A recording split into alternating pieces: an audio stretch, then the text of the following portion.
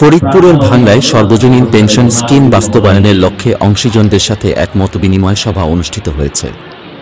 উপজেলা পরিষদ সম্মেলন কক্ষে উপজেলা নির্বাহী কর্মকর্তা জনাব বি এম কুদরত খুদার সভাপতিত্বে উপজেলা শিক্ষা অফিসার মো জালাল উদ্দিনের সঞ্চালনায় অনুষ্ঠানে প্রধান অতিথি ছিলেন জেলা প্রশাসক কামরুল আহসান তালুকদার পিএ।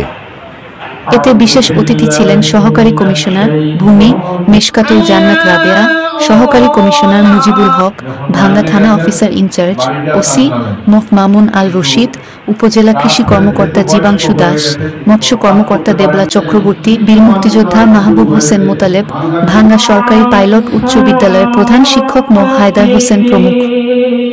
আরও উপস্থিত ছিলেন বিভিন্ন শিক্ষা প্রতিষ্ঠান প্রধানগণ, উপজেলার অফিসার বৃন্দ, নানা শ্রেণী পেশার নেতৃবৃন্দ সহ প্রিন্ট ও ইলেকট্রনিক্স মিডিয়া সাংবাদিক বৃন্দ। পরে তিনি কাজী শামসুন্নেসা পাইলট বালিকা উচ্চ বিদ্যালয় পরিদর্শন ও শিক্ষার্থীদের সার্বিক লেখাপড়ার খোঁজ খবর নেন। বিস্তারিত দেখুন ফরিদপুর ভাঙ্গা প্রতিনিধি বিপ্লব কুমার দাসের পাঠানো প্রতিবেদনে। এই সুরক্ষা হচ্ছে সকর্মে নিয়োজিত নাগরিকদের জন্য, যারা আমাদের খেটে খাওয়া মানুষ আছে, কৃষক শ্রমিক।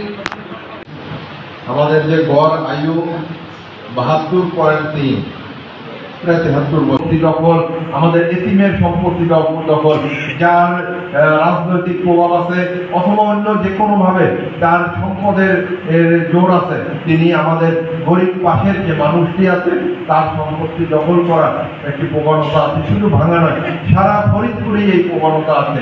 আমরা সবাইকে অনুরোধ জানাই, আপনার যতটুকু সম্পদ আছে আপনি।